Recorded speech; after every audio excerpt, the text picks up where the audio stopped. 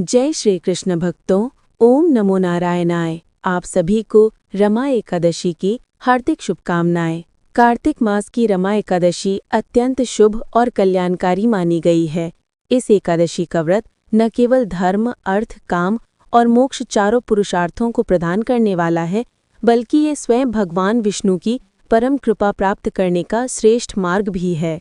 कहते हैं, जब कार्तिकेय जी ने अपने पिता भगवान महादेव से ये प्रश्न किया कि कलयुग में मनुष्य कैसे भगवान विष्णु की कृपा और मोक्ष प्राप्त कर सकता है, तब भगवान शिव ने उन्हें एकादशी जागरण का दिव्य महात्म्य बताया। भगवान शंकर ने कहा, हे कार्तिकेय, जो मनुष्य कलयुग में एकादशी की रात्रि में जागरण करता है और उस समय वैष्णव शास्त्रों का पाठ करता है, उसके कोटि जन्मों के संचित चारों प्रकार के पाप मनसा, वाचा, कर्मणा और द्रव्यजन्य नष्ट हो जाते हैं। जो एकादशी के दिन वैष्णव शास्त्रों का उपदेश देता है, वो वास्तव में मेरा परम भक्त कहलाता है। जो व्यक्ति एकादशी की रात्रि में जागरण करते हुए निद्रा को त्याग देता है, नाचता और गाता हुआ भगवान का स्मरण करता है, वो मेरा अत्यंत प्रिय भक्त है। मैं उसे उत्तम ज्ञान प्रदान करता हूँ और भगवान विष्णु स्वयं उसे मोक्ष देते हैं। इसलिए हे कार्तिकेय, मेरे भक्तों को विशेष रूप से एकादशी की रात्रि जागरण अवश्य करना चाहिए। जो लोग भगवान विष्णु से द्वेष रखते हैं, वे वास्तव में पाखंडी हैं। जो एकादशी के दिन रात्रि में जागरण करते हैं और भगवान के नाम का गान करते हैं, उन्हें आधे निमेष क्षण में अग्निष्टुम तथा अतिरात्रि यज्ञों के समान फल प्राप्त होता है। जो रात्रि में भगवान विष्णु के मुखारविंद का दर्शन करते हैं, उन्हें भी वही फल प्राप्त होता है। जो लोग एकादशी तिथि को श्री हरि के समीप जागरण करते हैं, वे यमराज के बंधन से मुक्त हो जाते हैं। और जो मनुष्य प्राण त्यागने पर भी एकादशी का जागरण नहीं छोड़ते, वे धन्य और पुण्य आत्मा कहलाते हैं। जिनके वंश में एक भी व्यक्ति एकादशी की रात्रि जागरण करता है, वह कुल वास्तव में पवित्र और धन्य हो जाता है। जिसने एकादशी के दिन जागरण किया, उसने मनोयज्ञ, दान, गायत्री, जप, श्राद्धा और नित्य प्रयाग स्नान सबका पुण्य अर्जित कर लिया। उसे सन्यासियों के समान फल मिलता है और उसके सभी इष्ट कर्म सिद्ध हो जाते हैं। जो भक्त सदैव आनंद रूप श्री विष्णु के प्रति भक्ति से युक्त होकर एकादशी का व्रत और जागरण करते हैं, वे मुझे सदा ही अत्यंत प्रिय हैं। जो व्यक्ति एकादशी की रात्रि ऋषियों द्वारा रचित दिव्य स्तोत्र, ऋग्वेद, यजुर्वेद, सामवेद के वैष्णव मंत्र, संस्कृत एवं प्राकृत के अन्य स्तोत्र, गीत और वाद्य के द्वारा भगवान विष्णु को प्रसन्न करता है, उसे भगवान विष्णु परमानंद प्रदान करते हैं। हे कार्तिकेय, जो भक्त भगवान विष्णु के समीप वैष्णवों के बीच में श्रीमद् भगवत गीता और श्री विष्णु सहस्र नाम का पाठ करता है, वह उस परम धाम को प्राप्त होता है जहाँ साक्षात भगवान नारायण निवास करते हैं। जो भक्त श्री हरि के समक्ष जागरण करते हुए दीपक जलाते हैं, उनका पुण्य 100 कल्पों में भी नष्ट नहीं होता। जो भक्तिभाव से तुलसी दल और मंजरी से भगवान का पूजन करते हैं, वे पुनः इस संसार में जन्म नहीं लेते। जागरण काल में यदि कोई स्नान, चंदन, धूप, दीप, नैवेद्य और तांबूल भगवान को समर्पित करता है, तो उससे उसे अक्षय पुण्य प्राप्त होता है। इसलिए हे कार्तिकेय, जो मेरा ध्यान करना चाहता है, वो एकादशी की रात्रि में श्री हरि के समक्ष भक्ति भाव से जागरण करे। एकादशी के दिन जो लोग जागरण करते हैं, उनके शरीर में इंद्रादि देवता आकर निवास करते हैं। सनातन धर्म में कोई भी व्रत कथा श्रवण बिना पूर्ण नहीं होता, इसलिए भक्तों को इसकी कथा श्रद्धा से अवश्य सुननी चाहिए। प्रिय श्रोताओं, अब हम सब मिलकर भगवान श्री लक्ष्मी नारायण का ध्यान करते हुए रमा एकादशी की कथा श्रवण करते हैं और प्राप्त पुण्य को प्रभु के चरणों में अर्पित करते हैं। ओम नमो नारायणाय। भक्तों, आपसे विनम्र निवेदन है कि आप सभी श्रद्धा और भक्ति भाव से इस कथा का अंत तक श्रवण अवश्य करें, जिससे हृदय से पवित्र होकर भगवान विष्णु की कृपा के साक्षी बने। यह व्रत बहुत ही पुण्यमय है। बोलिए श्री लक्ष्मी नारायण भगवान की जय, श्री तुलसी माता की जय, शालिग्राम भगवान की जय। जय श्री कृष्ण। महाभारत काल में एक समय धर्मराज युधिष्ठिर ने बड़े विनम्र भाव से भगवान श्री कृष्ण से कहा, हे जनार्दन, हे जगतपालक, कृपा कर ये बताइए कि कार्तिक कृष्ण पक्ष की एकादशी का क्या नाम है, उसकी विधि क्या है और उस व्रत को करने से मनुष्य को कौन सा फल प्राप्त होता है। भगवान श्री कृष्ण मुस्कुराए और अत्यंत मधुर स्वर में बोले, हे राजन, ध्यानपूर्वक सुनो। इस एकादशी का नाम रमा एकादशी है।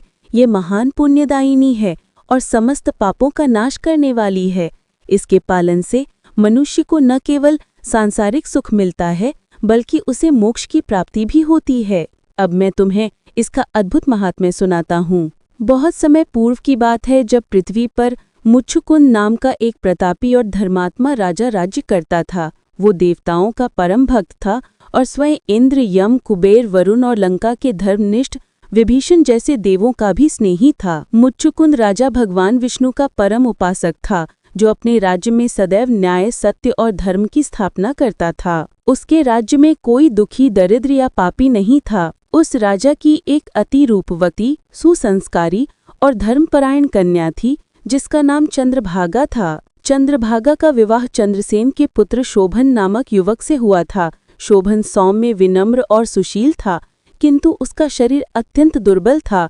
जब वो विवाह के बाद अपनी पत्नी चंद्रभागा के साथ अपने ससुराल आया, उसी समय कार्तिक मास की पुण्यदायिनी रमा एकादशी आने वाली थी।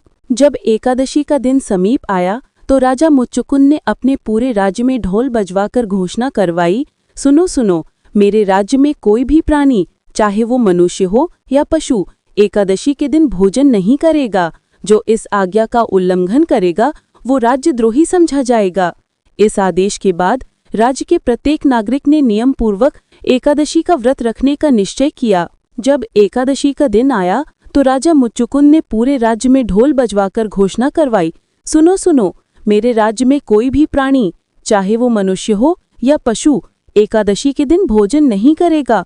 जो इस आज्ञा का उल्लंघन करेगा वो राज्यद्रोही समझा जाएगा। इस आदेश के बाद राज्य के प्रत्येक नागरिक ने नियम पूर्वक एकादशी व्रत की तैयारी प्रारंभ कर दी। चंद्रभागा के मन में अपने दुर्बल पति शोभन के लिए बड़ी चिंता उत्पन्न हुई। उसने मन ही मन सोचा, हाय, मेरे पति तो बहुत कमजोर हैं, न जाने वे यह कठोर व्रत कैसे निभा पाएंगे।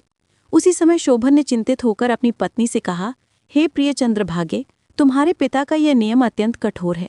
मैं भूख और प्यास सहन नहीं कर सकता। कृपया कोई ऐसा उपाय बताओ जिससे मेरे प्राण बच सके, क्योंकि यदि मैंने उपवास किया तो मेरे प्राण निकल जाएंगे। यह सुनकर धर्मनिष्ठा से युक्त चंद्रभागा ने धीरे धीरे कहा, हे स्वामी, मेरे पिता के राज्य में कोई भी प्राणी, यहाँ तक कि हाथी, घोड़े, गाय, बिल्ली, पक्षी तक एकादशी के दिन अन्न, जल या तृण का सेवन नहीं करते। सबके लिए यह नियम समान है। यदि आप भोजन करना चाहते हैं तो आपको इस राज्य से बाहर जाना होगा, क्योंकि यहाँ कोई भी नियम का उल्लंघन नहीं कर सकता। यदि आप यहीं रहना चाहते हैं तो आपको व्रत का पालन करना ही होगा। यह सुनकर शोभन ने अपनी पत्नी की ओर प्रेमपूर्वक देखा और बोले, हे प्रिय, अब जो भाग्य में होगा वही घटेगा। मैं इस पवित्र एकादशी का व्रत अवश्य करूंगा। यदि भगवान विष्णु की कृपा हुई तो मेरे प्राण भी सुरक्षित रहेंगे। इतना कहकर शोभन ने दृढ़ निश्चय किया कि वह एकादशी व्रत को नियम पूर्वक करेगा। दशमी के दिन उसने यथाशक्ति नियम का पालन किया और एकादशी आने पर उसने उपवास धारण कर लिया। किंतु उसका शरीर दुर्बल था। भूख और प्यास से वह बहुत पीड़ित हुआ, परंतु अपने संकल्प पर अडिग रहा। उसने श्री हरि का ध्यान किया, रात्रि में जागरण किया और भगवान विष्णु के नामों का कीर्तन सुना। प्रातःकाल होते होते उसकी देह शक्ति न रहने से वह धरती पर गिर पड़ा और अंततः उसके प्राण श्री हरि के चरणों में विलीन हो गए। शोभन की मृत्यु से चंद्रभागा अत्यंत दुखी हुई, परंतु उसने यह सोचकर मन को शांत किया कि उसके पति ने एकादशी व्रत करते हुए देह त्यागी है, इसलिए अवश्य ही उसे परमलोक की प्राप्ति हुई होगी। उसके बाद भगवान विष्णु की असीम कृपा से शोभन एक दिव्य शरीर धारण कर स्वर्गलोक में पहुंचा। वहां उसके लिए एक स्वर्णमय नगर की रचना हुई, जहां रत्न जटित महल, सुवासित उद्यान और स्वर्णिम आसन थे। वह अत्यंत दीप्तिमान और तेजस्वी देवरूप में वहां विराजमान हुआ। समय बीतने के बाद एक दिन चंद्रभागा के पिता मुच्छकुंद भी अपने कर्मों के फलस्वरूप स्वर्गलोक में पहुंचे। वहां उन्होंने दिव्य शोभन को देखा। उन्होंने पूछा, वत्स, क्या तुम वही शोभन हो जो मेरी कन्या का पति था? शोभन ने नम्रता से कहा, हाँ महाराज, मैं वही हूँ। एकादशी व्रत का ही यह फल है कि आज मैं इस दिव्य लोक में निवास कर रहा हूँ। यह सब आपकी घोषणा और आपकी कन्या चंद्रभागा की प्रेरणा से ही संभव हुआ है। यह सुनकर मुच्छकुंद राजा को बड़ी प्रसन्नता हुई। वे पृथ्वी पर लौटे और उन्होंने अपनी पुत्री को यह शुभ समाचार सुनाया। चंद्रभागा अत्यंत हर्षित हुई और उसने भी भगवान विष्णु की भक्ति में अपना जीवन समर्पित कर दिया। भगवान श्री कृष्ण ने युधिष्ठिर से कहा, हे राजन, जो व्यक्ति श्रद्धा और नियम पूर्वक रमा एकादशी का व्रत करता है, वह अनंत पापों से मुक्त होकर धन, ऐश्वर्य, यश और अंत में मोक्ष प्राप्त करता है। इस व्रत के प्रभाव से वह स्वर्गलोक के समान दिव्य सुख भोगता है। इस प्रकार यह रमा एकादशी समस्त एकादशियों में श्रेष्ठ है। जो भक्त इस कथा को श्रद्धापूर्वक सुनता या सुनाता है, वह भी महान पुण्य का भागी बनकर भगवान विष्णु के परम धाम को प्राप्त करता है। जय श्री हरि, जय रमा एकादशी। आगे श्री कृष्ण कहते हैं, हे राजन, यह मैंने एकादशी का महात्म्य कहा है कि जो मनुष्य इस व्रत को करते हैं उनके ब्रह्म हत्या आदि पाप नष्ट हो जाते हैं। कृष्ण पक्ष और शुक्ल पक्ष दोनों की एकादशी समान मानी जाती है। इनमें कभी कोई भेदभाव नहीं करना चाहिए। दोनों ही एकादशी व्रत समान फल देने वाले हैं। जो मनुष्य आज के दिन इस महात्म्य को पढ़ते अथवा सुनते हैं, वे भी समस्त पापों से छूटकर विष्णु लोक को प्राप्त हो जाते हैं। भक्तों, आइए अब आप सभी की मनोकामना को पूर्ण करने वाली कार्तिक मास में आने वाली इस एकादशी की एक और कथा को भी सुनते हैं। भक्तों, अब हम सुनेंगे कार्तिक मास की बूढ़ी माई और श्री कृष्ण की कथा। कार्तिक मास में सभी स्त्रियां तुलसी जी को जल से सींचने जाया करती थीं। एक बूढ़ी माई भी थी जो प्रतिदिन तुलसी माता को जल देती और प्रार्थना करती, हे तुलसी माता, सत्य की दाता, मुझे बहू दे, पीले रंग की धोती दे, मीठा ग्रास दे, बैकुंठ में वास दे, चंदन का काठ दे, अच्छा राज दे, खाने को दाल भात दे और 11 के दिन श्री कृष्ण का कंधा दे। तुलसी माता उसकी बातें सुन सुनकर मुरझाने लगी। भगवान श्री कृष्ण ने पूछा, हे तुलसी, तुम सुख क्यों रही हो? तुलसी माता बोली, प्रभु, एक बूढ़ी माई आती है और ऐसी ऐसी बातें कहकर चली जाती है। मैं सब वर दे सकती हूँ, पर श्री कृष्ण का कंधा कहाँ से दूं? भगवान मुस्कुराए और बोले, जब वह मरेगी तो मैं स्वयं उसे कंधा देने आऊंगा। कुछ दिनों बाद बूढ़ी माई का निधन हुआ। जब गांव वाले उसकी अर्थी उठाने लगे तो वो बहुत भारी हो गई। सब हैरान थे। तभी एक वृद्ध ब्राह्मण स्वयं श्री कृष्ण आए और बोले, मुझे इसके कान में कुछ कह लेने दो। उन्होंने धीरे से कहा, माई, तू अपने मन की कर ले, पीताम्बर की धोती ले, मीठा ग्रास ले, बैकुंठ में वास ले, चंदन का काट ले, दाल भात का जीवन ले और ले श्री कृष्ण का कंधा भी ले। इतना सुनते ही बूढ़ी माई की वेह हल्की हो गई और स्वयं श्री कृष्ण ने अपने कंधे पर उसकी अर्थी उठाई। उसे मोक्ष मिला और वो बैकुंठ चली गई। सभी प्रेम से बोलिए, तुलसी माता की जय, श्री कृष्ण भगवान की जय, कार्तिक मास की जय। प्रेम से बोलिए, श्री लक्ष्मी नारायण भगवान की जय। भक्तों, अब हम सुनेंगे एकादशी माता की कथा। इस कथा को सुनने से ही एकादशी का व्रत पूरा माना जाता है। श्रोताओं, एक बार एक बूढ़ी माँ ने एकादशी का उपवास रखा। बड़ी ही भक्ति भाव से वो एकादशी की पूजा किया करती थी। वे बूढ़ी हो चुकी थी। उन्हें वृद्धावस्था में कोई भी ऐसी वस्तु नहीं चाहिए थी। वे एकादशी का उपवास रखती क्योंकि एकादशी का उपवास रखने से तो श्री हरि की कृपा से सब कुछ मिल जाता है। वो बूढ़ी माँ तो अपने बच्चों के लिए, अपने परिवार की सुख सुविधा के लिए इतना कठिन व्रत रखती थी। वे दिन भर तो बड़ा कठिन मन करके और अपनी प्यास को किसी तरह से रोके रहीं, क्योंकि एकादशी के व्रत में वो जल की एक बूंद भी ग्रहण नहीं करती थी। द्वादशी को ही जल पीकर वो अपने व्रत का पारण किया करती थी। दिन भर उन्होंने किसी प्रकार अपने मन को संयमित रखा, पूजा पाठ की, व्रत की कथा पढ़ी, सुनी और फिर पंडित जी को मिट्टी के एक पात्र में भरकर पानी और मौसमी फल दान में दिए। दोना भरकर शक्कर भी वितरित की। उन्हें गर्मी के कारण बड़ी बेचैनी हो रही थी। एक तो निराहार और निर्जल रहकर उपवास रखा था और ऊपर से प्यास भी अधिक सता रही थी। इस कारण उन्होंने सोचा कि चलो पानी में बैठूं तो शायद थोड़ी शांति मिले। ये सोचकर वो पानी में बैठी रही। पानी से बार बार कुल्ला करती और मुंह हाथ धोती रही। तब कहीं जाकर उन्हें थोड़ा बहुत चैन मिला। एक तो धूप तेज की पड़ रही थी, इस कारण बार बार बूढ़ी माँ का मुंह सूखा जा रहा था। बूढ़ी माँ बड़ी बेचैन हो रही थी। एक तो बुढ़ापा, दूसरा ये भयंकर गर्मी। बुढ़ापे की तो स्थिति ही कुछ ऐसी होती है, बड़ी मुश्किल से धीरज बन पाता है। अब किसी प्रकार रो धोकर दिन कट पाया। अब बूढ़ी माँ के सामने पहाड़ सी लंबी रात थी, जिसका कट पाना बड़ा ही मुश्किल दिखाई दे रहा था। चारपाई पर पड़ी हुई बूढ़ी माँ को किसी प्रकार भी शांति नहीं मिल रही थी। बार बार प्यास के मारे गला सूख रहा था और वे इस प्रकार बेचैन होकर करवटें बदलती जा रही थी। कई बार उठकर वे घर के बाहर जाती, फिर अंदर आ जाती। न उन्हें घर के अंदर शांति मिल रही थी, न बाहर। वे पड़ी पड़ी एकादशी माता को याद करती रहीं और मन में कहती रहीं कि हे माता, आप मेरी लाज रखिएगा, आप ही मुझे शक्ति दीजिएगा ताकि मैं भली भांति आपका व्रत कर सकूं और ये पहाड़ सी रात सुकून से बीत जाए। प्यास के कारण बूढ़ी माँ की बेचैनी तो बढ़ी रही थी। उन्होंने धैर्य रखने का बहुत प्रयास किया, लेकिन आखिरकार उनकी सहनशीलता की सीमा टूट गई और वे घबराकर प्यास के मारे एकदम चिल्ला पड़ी, बचाओ बचाओ। बूढ़ी माँ का चिल्लाना सुनकर उनके परिवार के सभी सदस्य उनके आसपास इकट्ठा हो गए और बूढ़ी माँ की चारपाई के पास पहुंच गए। सब बोले, अम्मा जी क्या हुआ, आपको क्यों चिल्ला रही हो? और जब आपसे व्रत नहीं रखा जाता तो इस बुढ़ापे में इतना कठिन व्रत क्यों कर रही हो? अम्मा जी, अगर शरीर में ताकत है तभी तो भक्ति हो पाएगी, आप पानी पी लीजिए। बूढ़ी माँ अपने परिवारजनों से बोली, मेरे तो प्यास के मारे प्राण ही निकले जा रहे हैं, जरा जल्दी से मेरी छाती पर ठंडे पानी का घड़ा तो रख दो। नातिन ने दौड़कर दादी की छाती पर ठंडे पानी का बर्तन रख दिया। तब कहीं जाकर उन्हें थोड़ा बहुत सुकून मिला, और जब सुकून मिला तो थोड़ी देर के लिए उन्होंने अपनी आंखें बंद कर ली।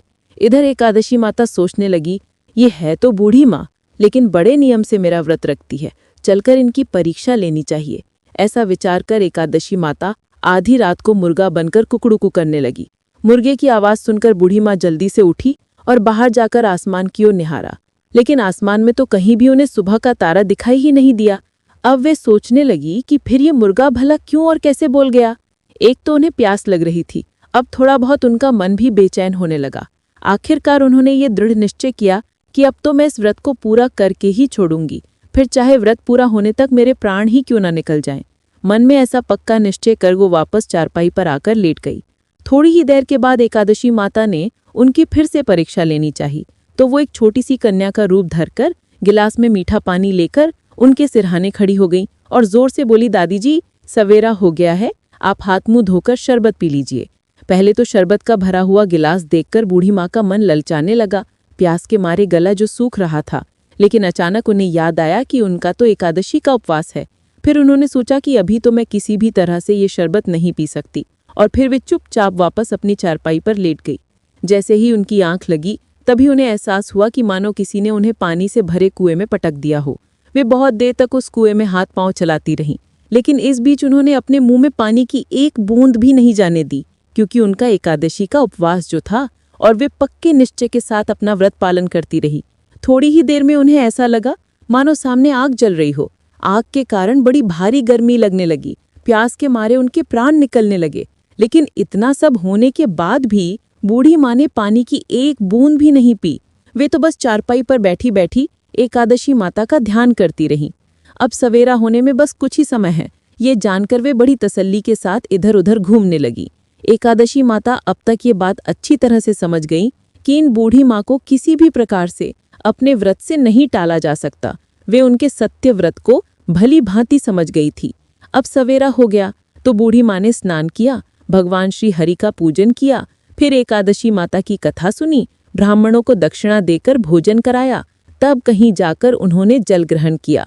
कन्याओं को भोजन कराने के बाद बूढ़ी माँ ने फिर स्वयं भोजन किया, और उस श्रेष्ठ व्रत के प्रभाव से बूढ़ी अम्मा की आयु में वृद्धि हो गई। उनकी आयु बढ़ गई, उनका घर परिवार हरा भरा हो गया।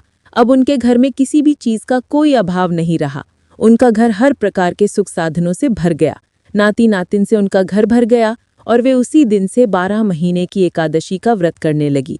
एकादशी माता की व्रत के पुण्य प्रताप से इस संसार में हर प्रकार के सुख भोग कर वो बूढ़ी माँ अंत में भगवान श्री हरि के धाम को चली गई। जैसे एकादशी माता ने उन बूढ़ी माँ को और उनके परिवार को हरा भरा किया, वैसे ही हे एकादशी माता, हम सभी की मनोकामनाएं पूर्ण कीजिएगा। प्रेम से बोलिए श्री लक्ष्मी नारायण भगवान की जय, एकादशी माता की जय। बोलिए जय श्री हरि विष्णु की। कार्तिक मास के कृष्ण पक्ष की एकादशी को राम एकादशी कहा जाता है। ये व्रत इतना पवित्र है कि स्वयं भगवान श्री राम ने भी अपने राज्यकाल में इसका पालन किया था।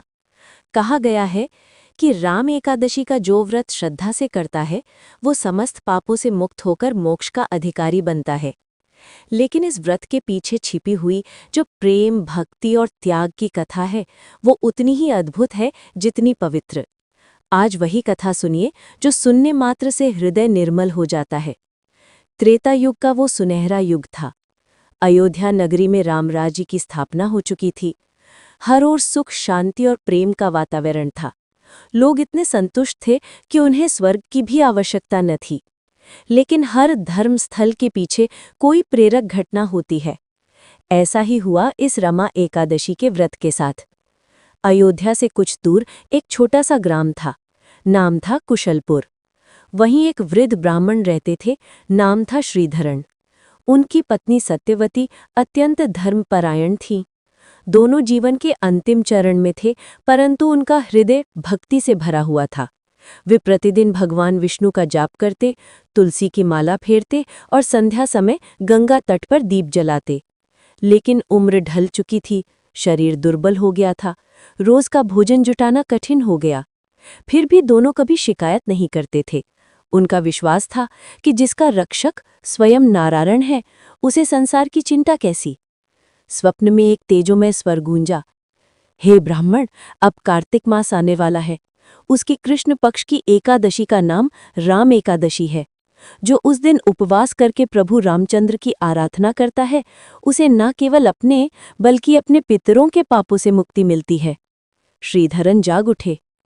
प्रातःकाल उन्होंने अपनी पत्नी को ये स्वप्न सुनाया।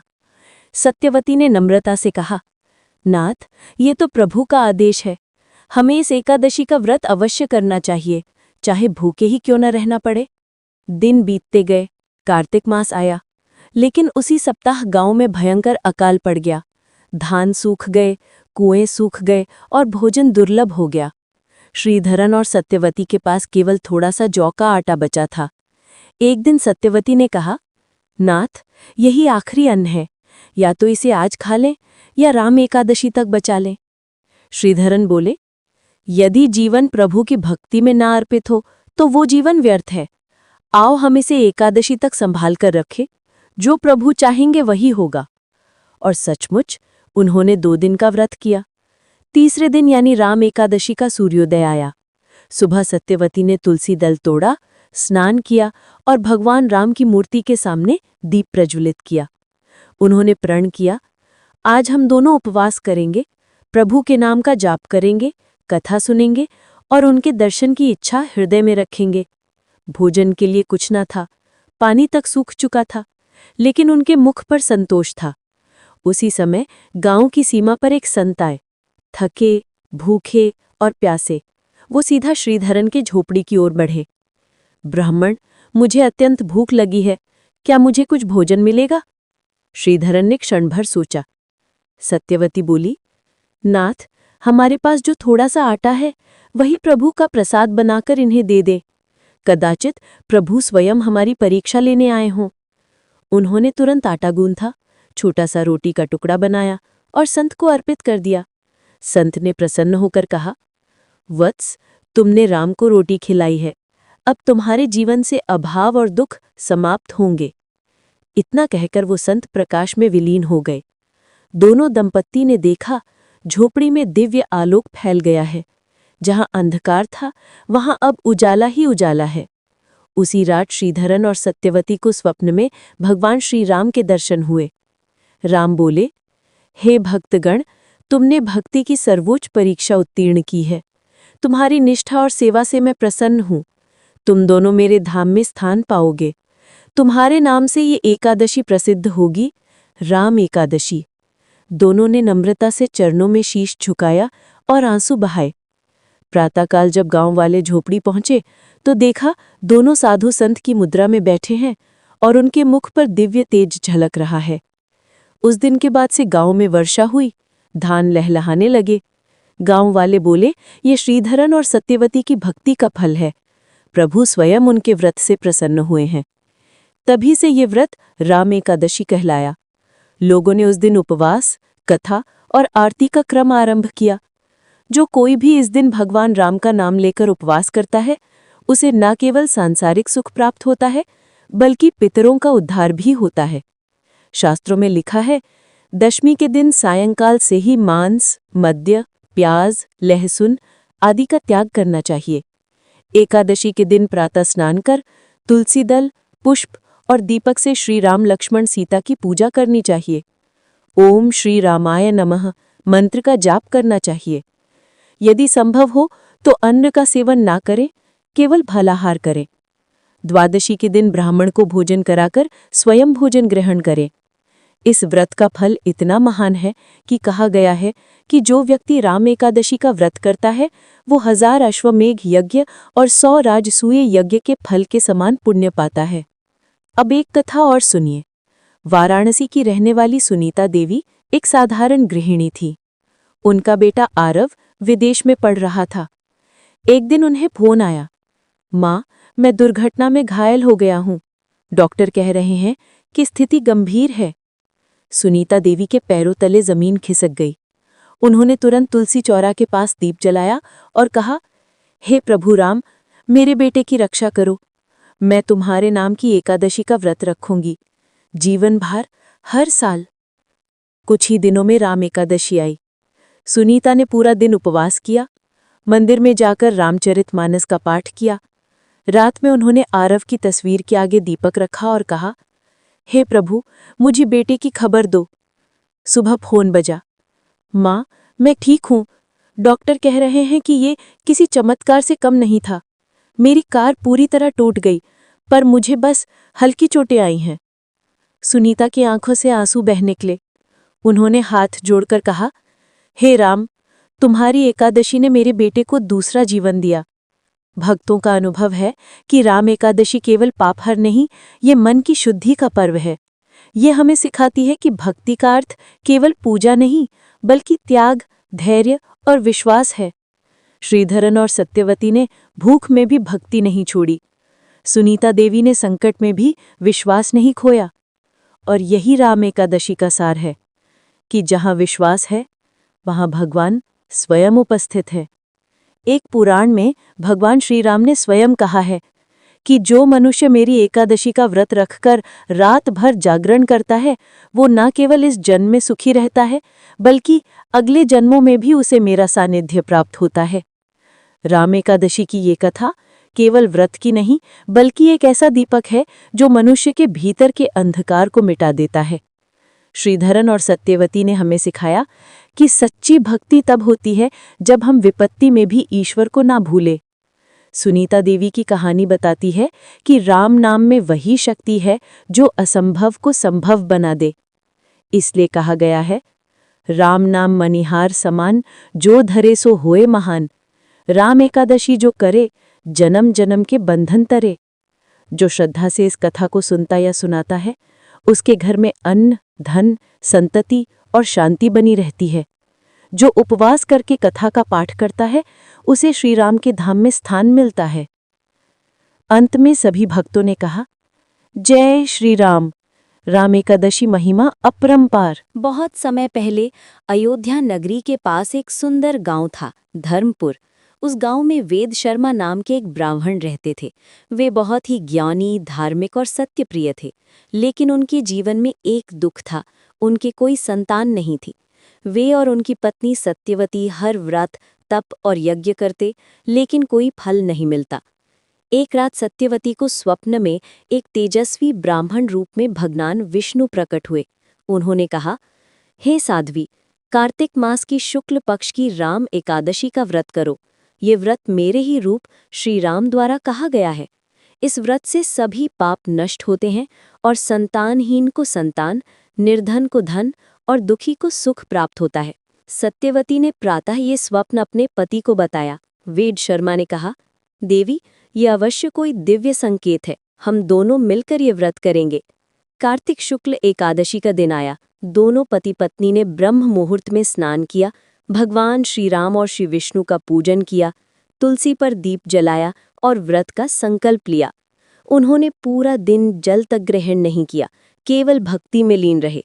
रात भर उन्होंने रामचरितमानस का पाठ किया और राम राम नाम का जाप करते हुए प्रभु की आराधना की। मध्य रात्रि में उनके घर के भीतर एक दिव्य प्रकाश फैला। घर में सुगंध फैल गई और आकाश से पुष्प वर्षा होने लगी। उसी समय एक आकाशवाणी हुई, हे वेद शर्मा, तुमने राम एकादशी का व्रत सच्चे भाव से किया है। तुम्हें अब संतान प्राप्त होगी जो राम भक्त और धर्मनिष्ठ होगी। कुछ ही महीनों बाद सत्यवती ने एक सुंदर बालक को जन्म दिया। उसका नाम रखा गया रामदास। जैसे जैसे वो बड़ा हुआ, उसके मुख से निरंतर जय श्री राम का उच्चारण होता रहता।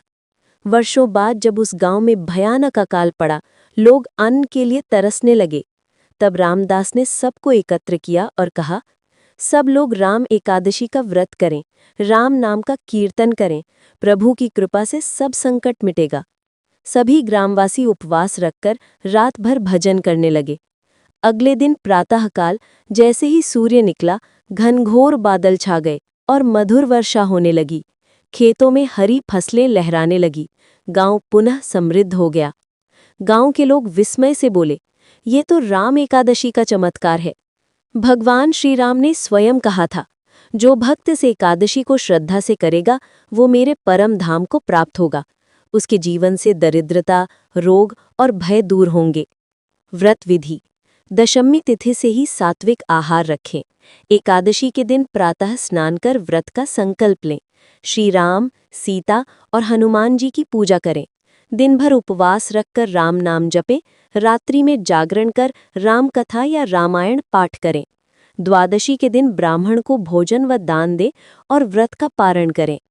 इस व्रत से सभी पापों का नाश होता है, मनोकामनाएं पूर्ण होती हैं और अंत में मोक्ष की प्राप्ति होती है। इसलिए इसे राम एकादशी कहा गया है, क्योंकि इसमें राम नाम की महिमा का स्मरण करने से मनुष्य के जीवन में चमत्कार घटते हैं। जय श्री राम, जय राम एकादशी।